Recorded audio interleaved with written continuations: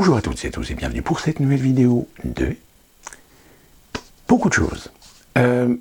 Premièrement, le fameux débat, ou tout du moins je dirais l'échange, accords et désaccords entre Onfray et Zemmour. Finalement, cet exercice, comme on pourrait l'appeler, a été très intéressant parce que finalement on avait deux visions parfois semblables, voire différentes sur certains sujets. Très sincèrement, moi j'ai préféré la vision de Onfray plutôt que celle de Zemmour. Zemmour qui est évidemment une vision plus actuelle, plus présente, alors que Onfray, lui, anticipe et a une certaine vision beaucoup plus large de la situation. Néanmoins, chacun d'eux sont sur un constat d'une manière générale durant cette intervention. Un constat qu'il y a des problèmes que, évidemment, qui engagent la responsabilité politique, idéologique, d'un certain nombre d'acteurs économiques et politiques toujours en activité. Et de ce fait, on comprend qu'il y a aujourd'hui une déliquescence du système politique français par clientélisme, par opportunisme, par conflit d'intérêts, et si bien que malheureusement, de toute façon, à terme, ceux qui vont payer la facture, ce sont les Français d'une manière générale. Voilà en gros ce que l'on peut ressortir de cette conférence, on va dire, qui a été intéressante. Alors évidemment, cette conférence est arrivée le 4 octobre, le jour de la panne de Facebook. Les organisateurs, donc je rappelle, c'était donc le Front Populaire qui a organisé cette conférence, ont eu des problèmes techniques. Mais j'aurais envie de dire, pas de spéculation sur le fait que peut-être certains ont été payés pour attaquer le côté technique de la chose, puisque de toute façon, la retransmission part sur le site du Front Populaire, beaucoup de sites, beaucoup d'acteurs de l'Internet ont été perturbés et ont connu des problèmes, puisque même certaines banques en France, comme je crois le Crédit, c'est pas le Crédit Agricole, je crois c'est la Caisse d'épargne, qui a eu un certain nombre de problèmes justement ce même jour ou même le lendemain.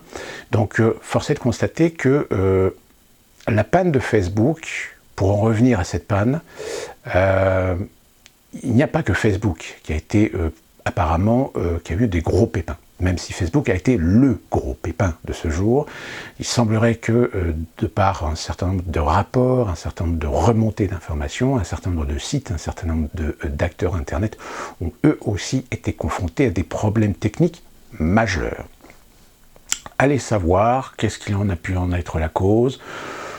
Il n'y a pas eu de rapport récent d'une grosse éruption solaire qui aurait pu perturber le champ magnétique et ainsi provoquer des perturbations électromagnétiques sur un certain nombre de matériels, parce que ça pourrait être éventuellement une issue. Mais de fait est, c'est que ça nous a peut-être appris une chose, c'est que finalement, Internet, c'est bien, ça a des avantages. Le problème, c'est que finalement, peut-être qu'il serait bien de ne pas être totalement dépendant de la technologie.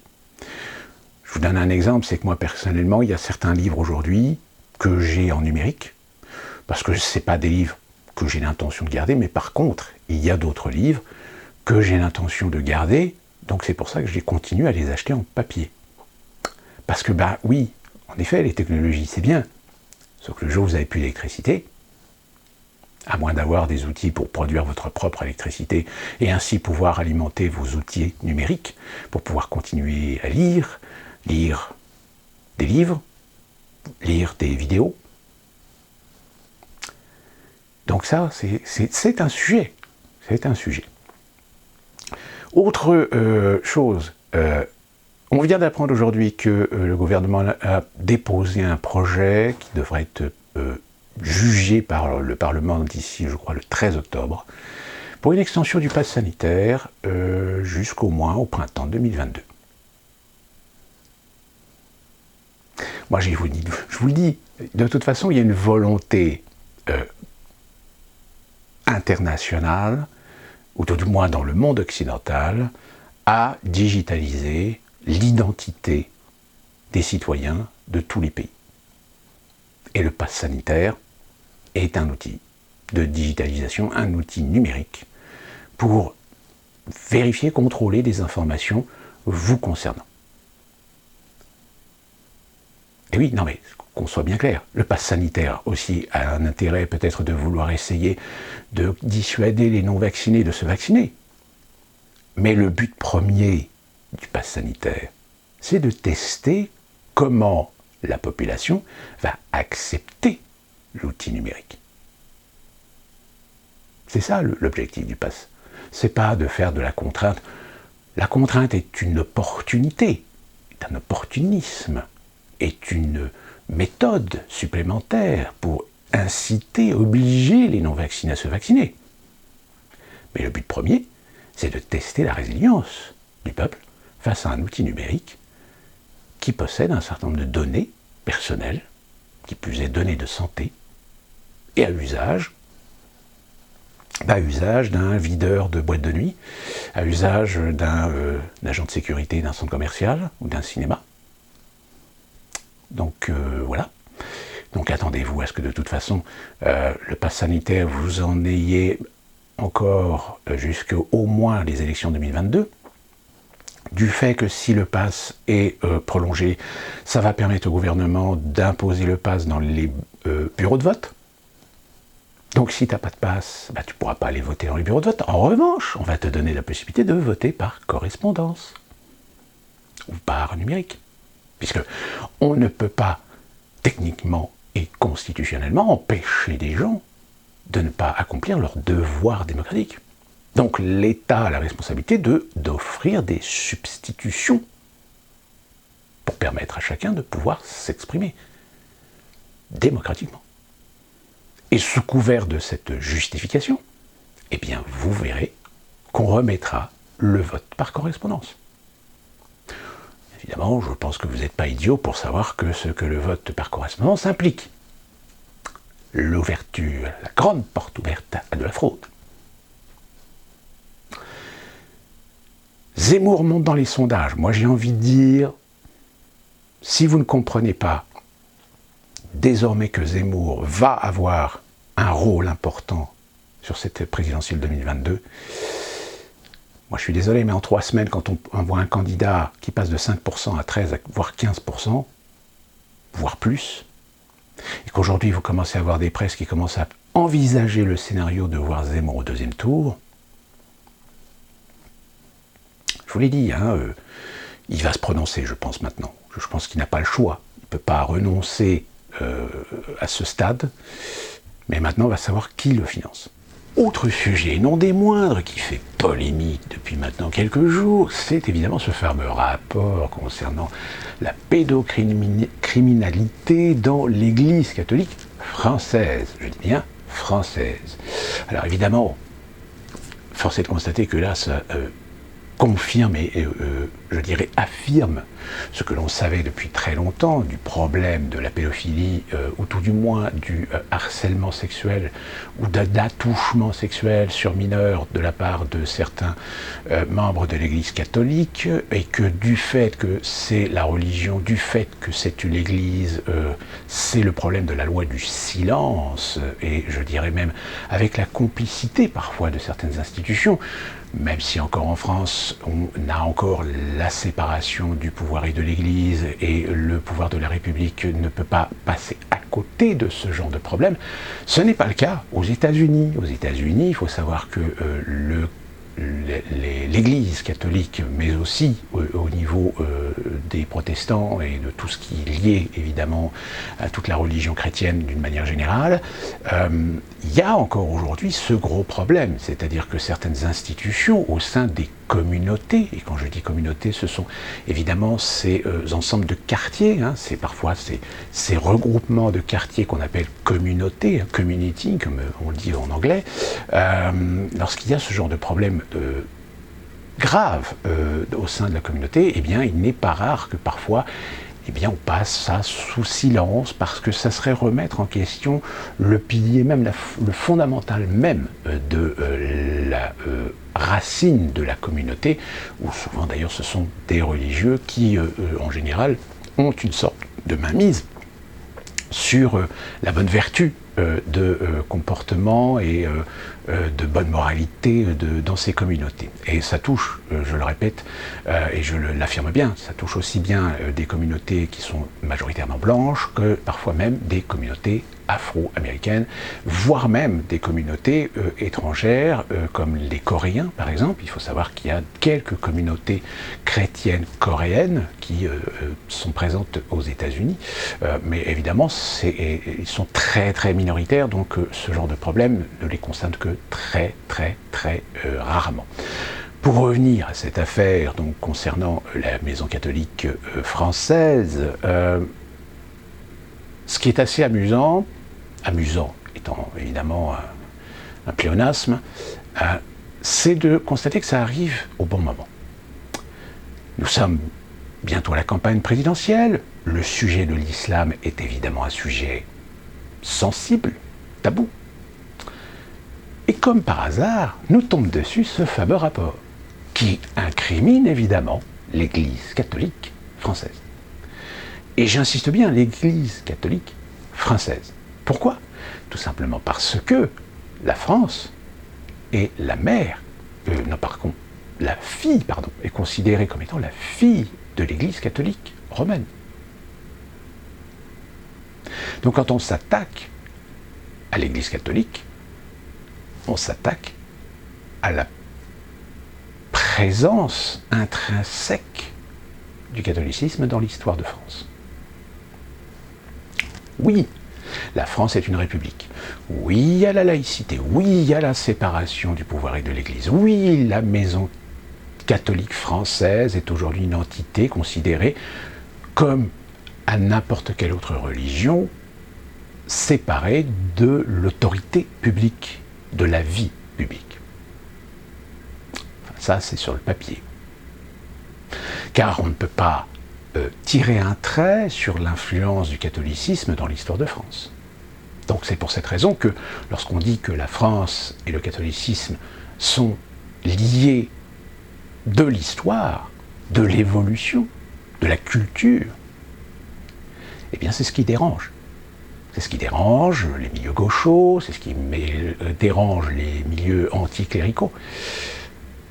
Parce que, oui, au fil de l'histoire, l'autorité française, les dépositaires de la démocratie républicaine, ont parfois fait preuve d'un peu de souplesse vis-à-vis d'une religion qui est quand même non négligeable dans l'évolution de l'histoire de France.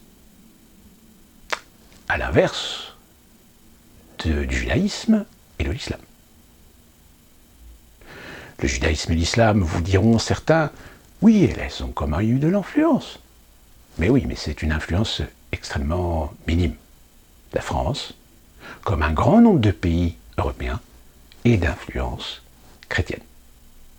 Point. Seulement, c'est ça qu'on veut retirer, c'est ça qu'on veut oblitérer, c'est ça qu'on veut effacer. Détruire l'Église catholique. L'Église catholique, pas seulement en France, mais d'une manière générale, dans l'Europe. Regardez les Polonais. Les Polonais aujourd'hui sont extrêmement véhéments envers tout ce que l'Europe essaye de leur imposer et de fait vont en sens contraire de la présence et de l'influence encore présente du catholicisme dans le système démocratique et dans même la culture et la société polonaise. On le voit aussi dans les pays qui sont plus empreints par l'orthodoxie. Eux aussi, aujourd'hui, sont très prudents. Ils regardent de plus près de ce que l'on essaye de leur imposer au détriment de ce que leur culture ou leur religion est omniprésente, essayent d'oblitérer, essayent de supprimer cette influence, sous les prétextes de progressisme, d'évolution de la société, etc. Le fait est, c'est que Moi, je pense exactement la même chose que Pierre Jovanovic. Pierre Jovanovic, lui, n'est pas un mystique, mais s'intéresse aux affaires religieuses. Et il disait quelque chose qui me semble tout à fait vrai. C'est que, suivant les évangiles, et je crois que c'est, je ne me souviens plus exactement lequel, je crois que c'est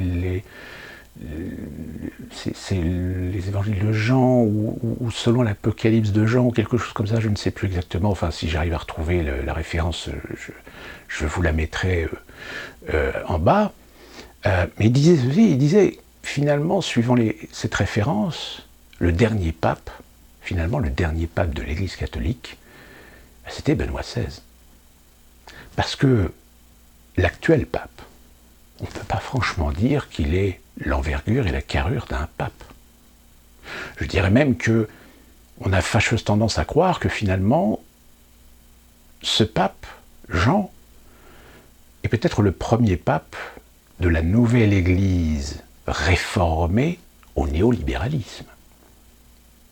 Je rappelle, pour ceux qui n'auraient pas suivi, qu'une des raisons pour laquelle Benoît XVI a quitté ses fonctions, sous prétexte d'être fatigué, sous prétexte de n'être plus vraiment en forme pour assumer ce rôle, est arrivé peu de temps après que le Vatican ait finalement été mis à genoux par les banques. Et plus particulièrement, je crois, la JP Morgan. Alors rappelez-vous qu'on leur avait piqué, on leur avait coupé le sifflet du SWIFT. Le SWIFT étant le système de réseau d'échange interbancaire, si bien que le Vatican s'est retrouvé en slip pendant un certain temps.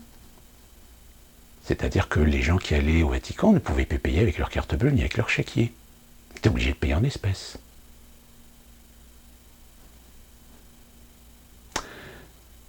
Si vous voulez, le Vatican aujourd'hui est devenu un petit peu comme la Suisse. C'est-à-dire que sous le prétexte de certains arguments, sous le prétexte de certains outils, alors des outils différents, mais qui ont le même but, c'est qu'on les tient par la peau les couilles. Donc quand vous avez ce rapport qui nous tombe sur le coin de la cafetière, comme par hasard à la veille de la campagne présidentielle de 2022, que cela évidemment fait jouir de façon exacerbée sur les réseaux sociaux tous les anticléricaux, tous les anti-religieux, force est de constater que ce qui est très amusant, c'est que vous avez des anti-religieux qui, évidemment, mettent en évidence la cruauté, le barbarisme, l'ignominie de l'Église catholique envers ses problèmes de pédocriminalité. Mais en revanche, c'est les premiers à protéger l'islam. L'islam qui, je rappelle, dans certains pays, autorise la pratique des mariages avec des gamines de parfois 7, 8 ou 12 ans. L'islam qui, dans certains pays, autorise que la femme soit exploitée, voire même déflorer parfois des enfants, ou enfin, selon certaines idées, ou certains concepts, certaines traditions, dont le fameux, le fameux mariage avec des mineurs. Oui, mais on va vous dire, mais non, mais ça n'a rien à voir, c'est culturel. Ah.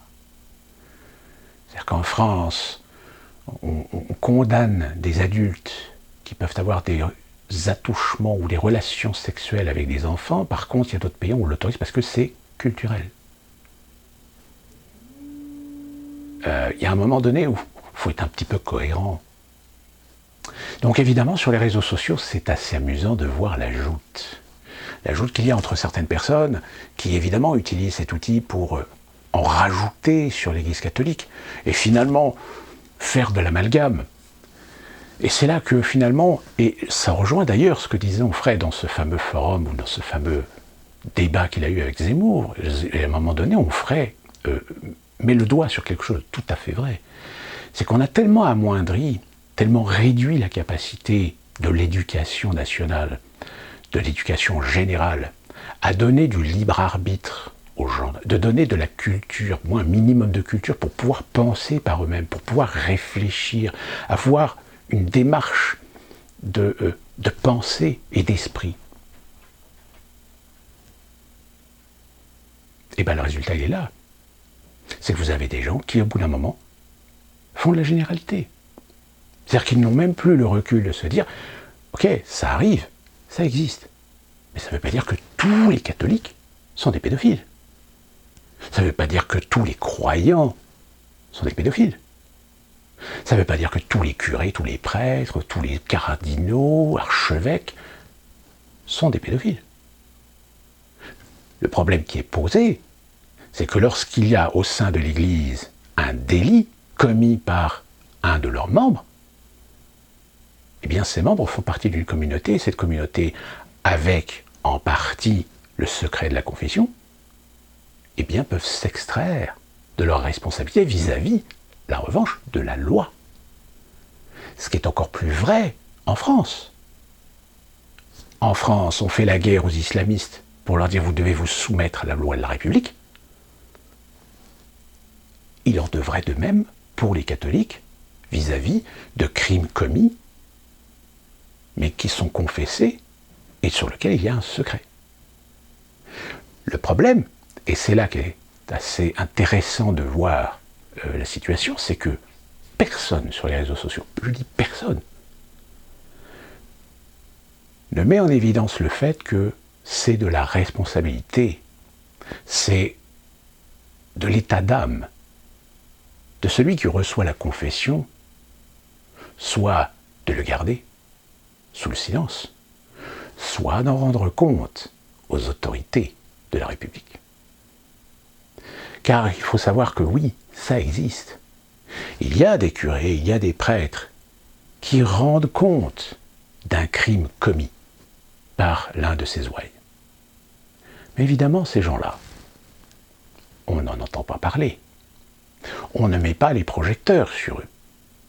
On préfère évidemment mettre en évidence ce qui a un intérêt à détruire la crédibilité des catholiques en France. Donc encore une fois de plus, attention, je ne minimise pas le problème. Je ne réduis pas la taille du problème. Même si, encore une fois de plus, force est de constater que on a remonté jusqu'en 1950. C'est-à-dire qu'on a fait de 1950 à 2020, je crois, pour vraiment donner des chiffres. Des millions, vous rendez-vous compte, des millions. C'est bien la preuve que l'Église catholique est mauvaise, c'est le diable.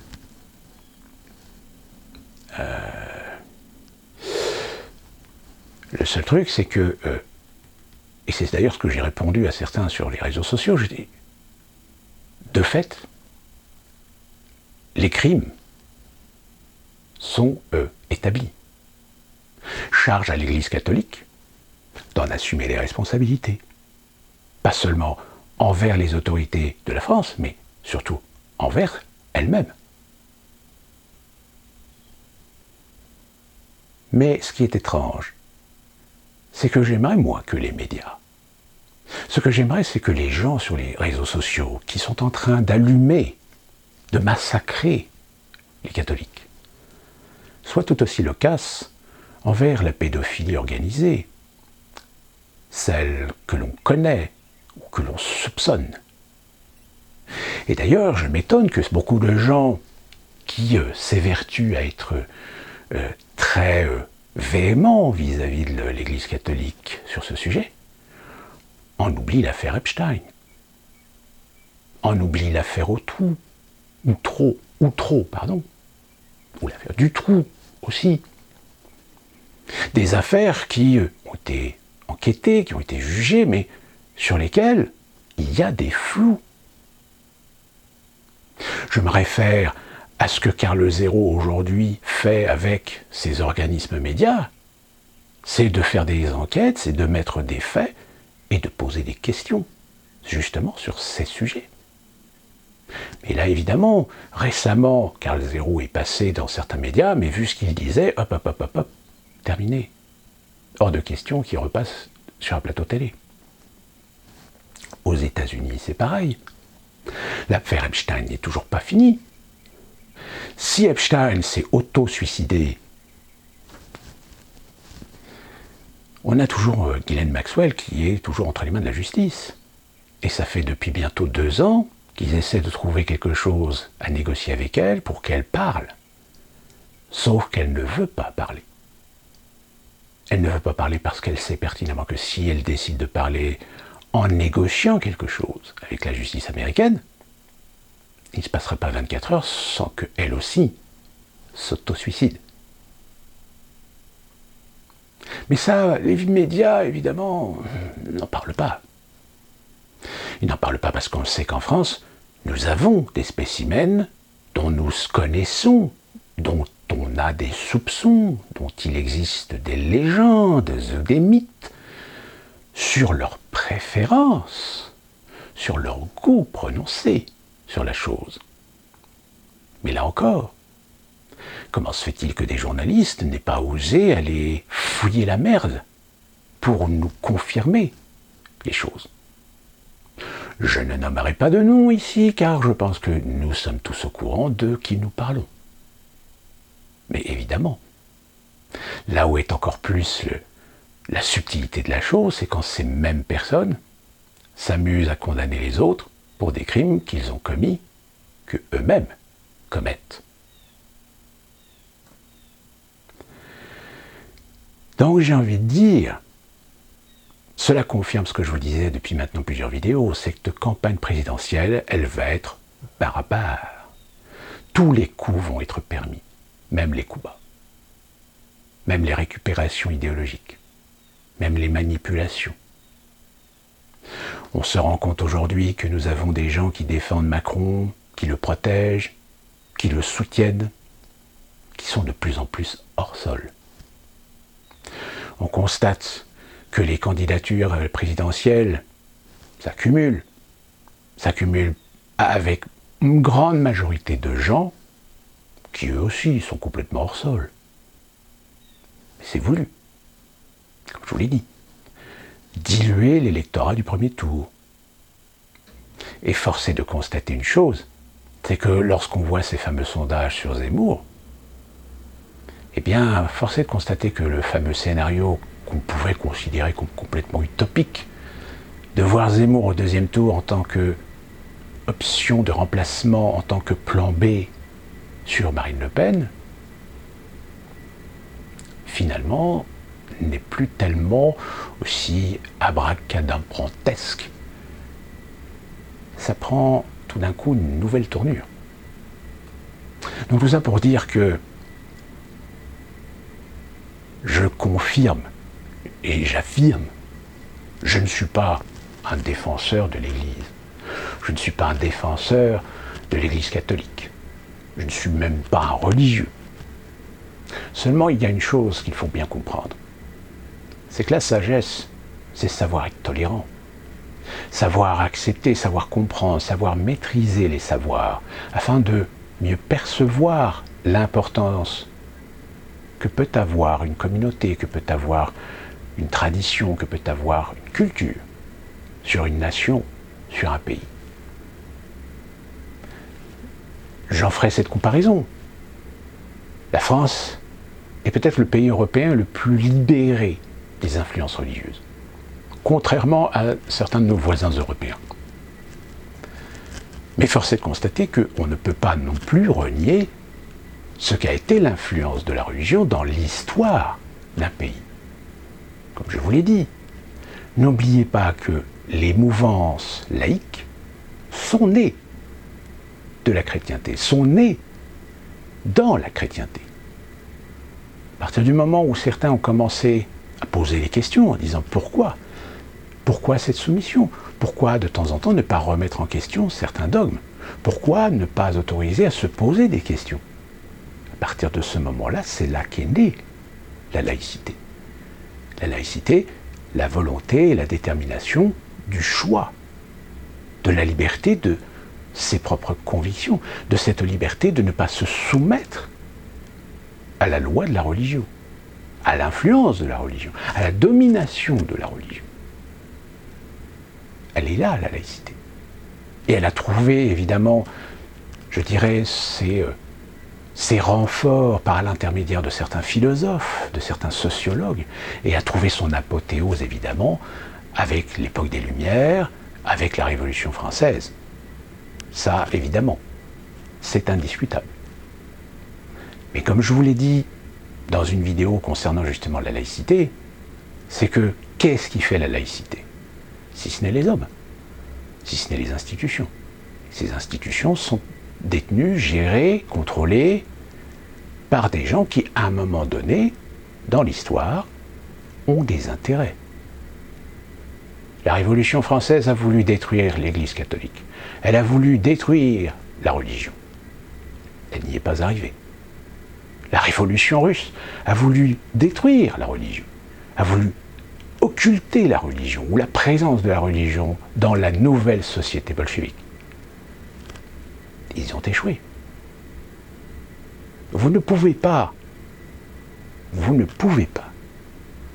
sous prétexte d'un sentiment anticlérical et antireligieux, supprimer la présence d'une religion dans une société. En revanche, vous pouvez mettre un cadre, vous pouvez la soumettre à un cadre institutionnel, politique, culturel. Mais vous ne pouvez en aucun cas renier son existence. Vous ne pouvez en aucun cas l'interdire définitivement. Vous êtes obligé de jouer avec. Vous êtes obligé d'être tolérant avec. Dans la mesure où les lois, dans la mesure où, dans l'exemple de la France, la République impose cette séparation entre l'Église et l'État. La religion est du domaine privé, dans la mesure où chacun respecte la loi. Tout comme la liberté d'expression n'est pas une religion parce qu'elle est aussi soumise à la loi.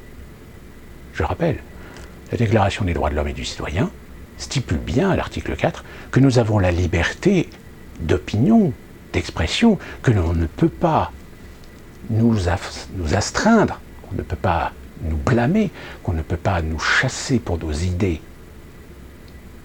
à partir du moment où celle-ci respecte la loi. C'est la loi de la République qui s'impose à tout citoyen, croyant ou non croyant.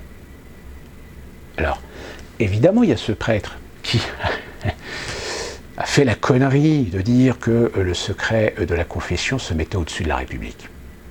Là, je pense que non. Le secret de la confession ne peut pas se mettre au-dessus de la République. Elle se met au-dessus de la République au sein de l'Église. C'est-à-dire dans une Église consacrée qui appartient à l'Église catholique. En effet, le secret de la confession est à respecter. Mais comme je vous l'ai dit précédemment, je pense que les institutions catholiques, je pense que les prêtres, les curés, sont inculqués, suivant certains dogmes, à faire leur râpre, à faire leur examen de conscience par rapport à ce que les secrets de la confession leur font prendre connaissance. Alors, comme partout, comme dans toutes les communautés, vous avez du progressisme et vous avez du conservatisme. Vous avez des prêtres et des curés conservateurs qui, eux, vont quand même préserver un certain nombre de dogmes comme étant au-dessus de la République, comme il y en a d'autres qui sont profondément religieux, mais non sans s'adapter à la modernité de la société. Et de fait, parfois, accepter la responsabilité d'entraver un principe même de la religion, ce qui a fait que des prêtres, ce qui a fait que des curés, ce qui a fait que des cardinaux, des archevêques ont toléré l'homosexualité. On ne légalise pas, mais on tolère. On fait preuve de charité, on fait preuve de souplesse, on fait preuve de compréhension par rapport à l'évolution du monde. Même si au sein de l'Église catholique, il y a toujours des individus qui, eux, sont dans un conservatisme, dans un intégrisme religieux. L'Opus Dei, par exemple, en est un exemple. Donc, si aujourd'hui on se bat pour que l'islam comprenne bien que la République est unique et indivisible, et que rien ne peut s'en opposer ni se mettre de façon supérieure à elle, c'est pas pour céder à l'Église catholique un principe de soi-disant, le secret de la confession. Même si c'est sujet délicat. Parce que dans ce cas-là, ça veut dire que la République devrait intrinsèquement entrer dans les affaires de l'Église. Et là, nous ne respectons plus la séparation de l'État et de l'Église. Donc vous voyez, c'est un sujet très compliqué. Mais qu'encore une fois, ce que disait Onfray, c'est qu'aujourd'hui, nous avons fomenté dans la population des gens qui n'arrivent pas à faire la part des choses. Des gens qui n'arrivent pas à réfléchir, des gens qui n'arrivent pas à prendre du recul et qui plongent tête première dans l'excès, dans la facilité, dans la simplicité, dans la généralisation. Et ça vous donne sur les réseaux sociaux des conversations qui, à un moment donné, vous hallucinez. Vous hallucinez par l'approximation, vous hallucinez par la conviction, vous hallucinez par même des propos violents et barbares. Et surtout, vous comprenez l'incompréhension.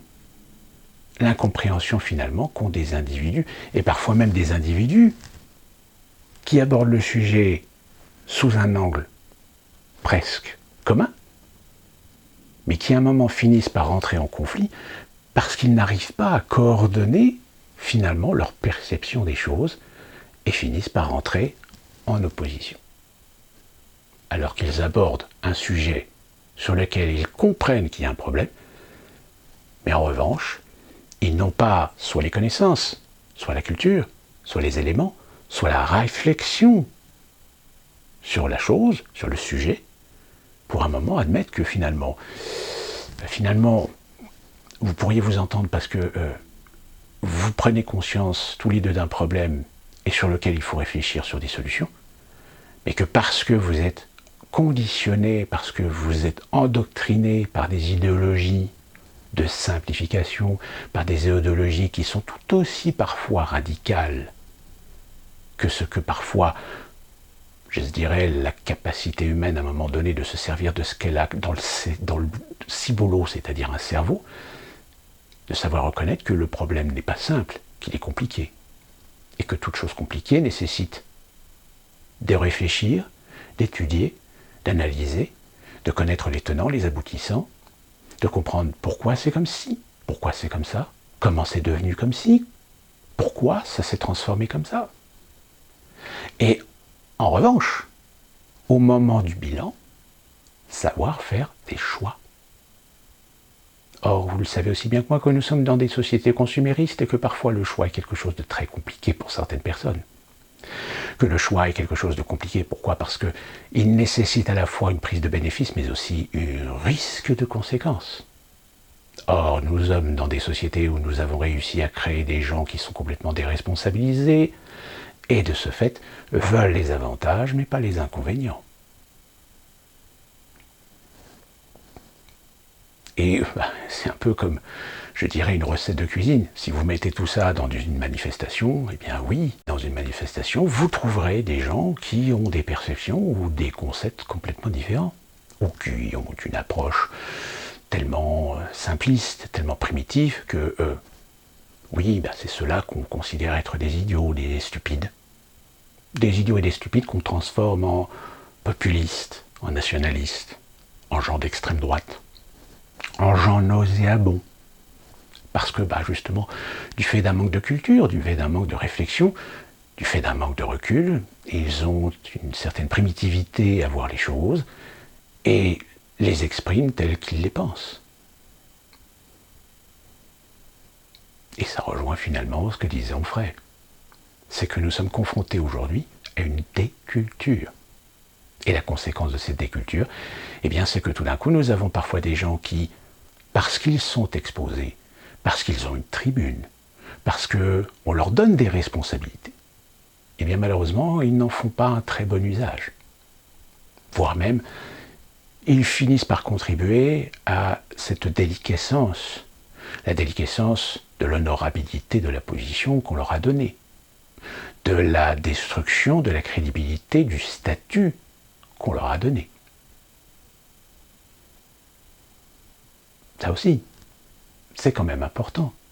C'est tellement important que je suis persuadé que beaucoup d'entre vous ont dans leur relation, que ce soit familiale, que ce soit amicale, professionnelle, on a tous rencontrés, on connaît tous des gens de ce type.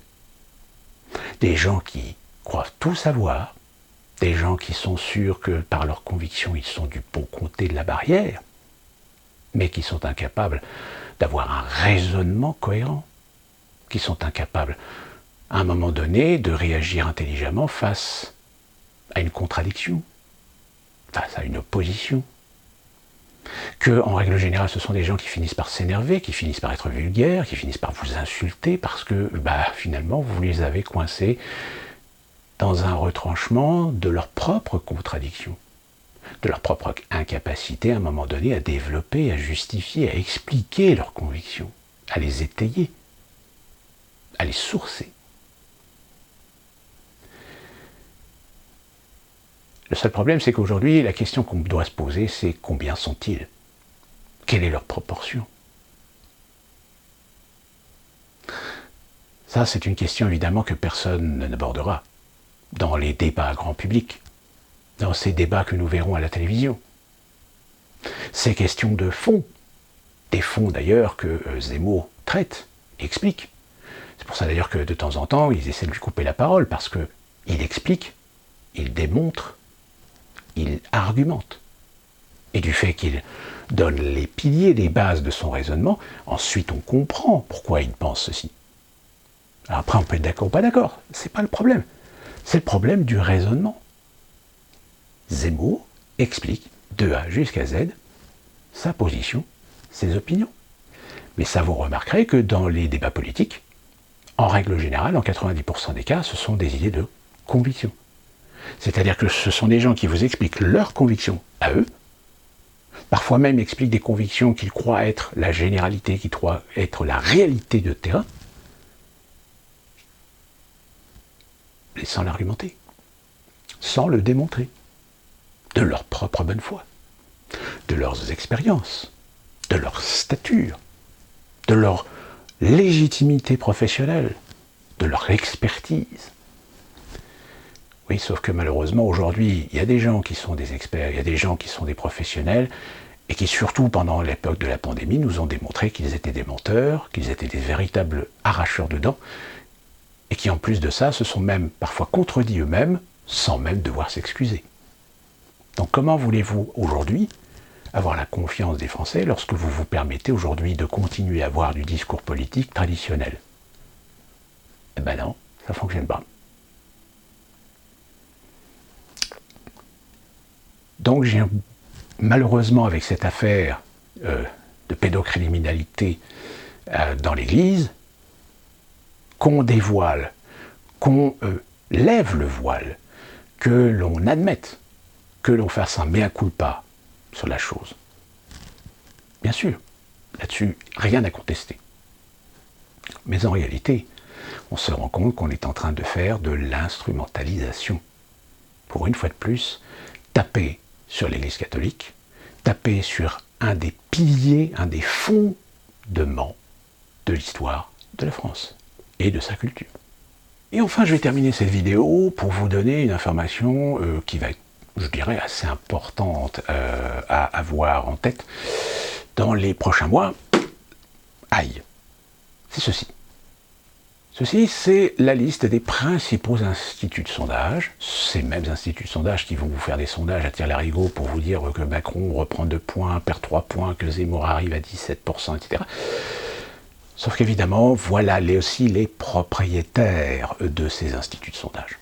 Et donc, comme je vous l'avais déjà expliqué, les instituts de sondage sont donc des sociétés dont, si vous regardez les statuts, ont un but de rentabilité, donc un but lucratif. Et comme tout but lucratif, eh bien, lorsque vous avez des prestations à faire pour des clients qui payent la prestation, eh bien, si le client souhaite avoir des résultats qui aillent dans un sens plutôt que dans un autre, vous allez faire en sorte de satisfaire votre client. Donc, ce qui est assez intéressant, c'est que, comme toujours, de toute façon, les instituts de sondage donnent des sondages qui parfois arrivent par se mettre en contradiction les uns les autres, ou parfois abordent les sujets sous un certain angle, avec une certaine sémantique, de telle manière à faire comprendre aux gens que finalement, regardez, il y a des Français qui sont pour et d'autres qui sont contre, mais que la balance va plutôt dans un sens que dans un autre. Mais en réalité, si vous regardez bien la façon dont la question est posée,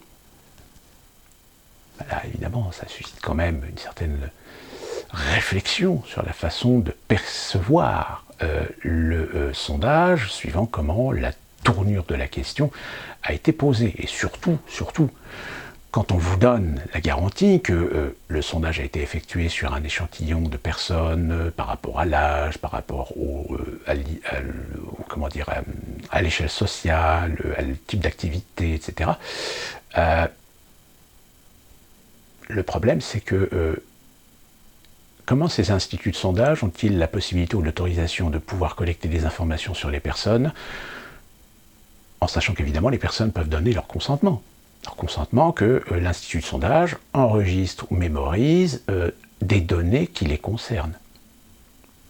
Sauf que ces données, où vont-elles après? Qu'est-ce que les instituts de sondage en font? Je rappelle que la loi autorise de pouvoir faire ce genre de sondage. La loi autorise de collecter un certain nombre de données sur des personnes dans un processus, dans une procédure. Mais est-ce qu'en réalité, est-ce que c'est bien fait? Quelle est la garantie que les données sont bien effacées au bout de 3 semaines, 6 mois, 1 an? Personne ne le sait. Qui gère cela? Qui s'assure de cela? Là est la question. C'est exactement le même problème que vous avez dans vos entreprises. Vos entreprises collectent des données personnelles vous concernant. Mais pour cela, elles ont des autorisations. Pour cela, elles sont obligées de gérer les données, on va dire, d'une certaine façon, d'une certaine manière, de telle manière à ce que les choses soient faites dans la légalité la plus absolue. Sauf que je vais vous raconter une petite anecdote. Quand j'ai été délégué du personnel, il est arrivé une fois où un de mes collègues est venu me voir en me disant « J'ai vu telle personne, elle était en train de regarder les dossiers du personnel. » Et je lui dis « Mais quel dossier du personnel ?» Il me dit « Le classeur où il y a les informations, les dossiers du personnel avec les comptes rendus, vous savez, comment on appelle ça, les évaluations annuelles, les rapports d'évaluation annuelle, etc. En train de regarder, en train de lire tout ça. » Le lendemain, j'ai été voir le directeur, j'ai dit « Excusez-moi, mais est-ce qu'il est normal que telle personne, parce que c'était quelqu'un qui était en relation extra-professionnelle avec une assistante de direction, donc pour cette raison que des fois elle était plus souvent au bureau qu'à son poste, et je pose la question au directeur, je dis, mais est-ce que cette personne a le droit de consulter comme ça les documents concernant le personnel? Il me dit, ah mais non, normalement ce classeur-là, il doit être dans le coffre. Parce que justement, comme c'est des documents papier, et à l'époque on n'avait pas encore vraiment tous les outils informatiques pour informatiser, puisque maintenant avec l'informatisation, vous avez des protocoles, vous avez des sécurités, etc., qui fait que vous pouvez avoir des fichiers sur les personnes, mais qui avec une certaine autorité ne sont pas accessibles à n'importe qui. Sauf qu'à l'époque, on avait encore des dossiers papier, si vous voulez, des archives, même encore aujourd'hui, je suis sûr qu'il y a encore des archives papier qui existent, sur vous et vos collègues. Et il me dit, écoutez, merci de m'en avoir informé, je vais essayer de savoir. Et je peux vous garantir que dans l'heure qui suit, j'ai croisé l'assistante de direction. Je peux vous garantir une chose, c'est qu'elle m'a détesté pendant 2 mois. Elle m'a détesté pendant 2 mois, pourquoi? Parce qu'elle a dû se faire remonter les bretelles sur le fait qu'elle n'a pas à laisser sa compagne consulter le classeur, ou consulter même ne serait-ce que des classeurs sur des informations sensibles. Donc vous voyez, c'est une anecdote, mais je pense que cette anecdote, elle est tout à fait valide avec d'autres entreprises. Donc tout ça pour vous dire que la problématique aujourd'hui, c'est que on est véritablement en face de quelque chose qui est en train de complètement partir en vrille. Et de ce fait, je pense que malheureusement, à nos niveaux personnels, c'est à nous d'être attentifs, c'est à nous de faire très attention. d'être très attention sur ce que nous concédons, parfois par obligation, malheureusement. Mais lorsqu'on n'a pas d'obligation, eh bien je vous invite à être très prudent. À être très prudent, surtout sur les outils digitaux, surtout en ce moment. Parce que malheureusement, force est de constater que depuis quelque temps, il y a une recrudescence de problèmes de sécurité. Preuve en est, c'est que on a appris hier que Twitch, la fameuse plateforme de live vidéo, a eu un problème d'intégrité de son code source. Si bien que ont pu être exfiltrées un certain nombre d'informations, et parmi ces informations, eh bien, les rémunérations des abonnés Twitch, c'est-à-dire les rémunérations de tous ces gens qui font des lives et qui sont rémunérés. Et forcément, ça commence à faire mal. Surtout pour des gens qui parfois font des appels aux dons, parce qu'ils ont besoin de changer de matériel, alors qu'en réalité, ils n'ont pas besoin de faire des dons, parce qu'ils gagnent suffisamment net d'impôts pour pouvoir se payer ce qu'ils vous demandent de payer à leur place. Enfin, ceci dit,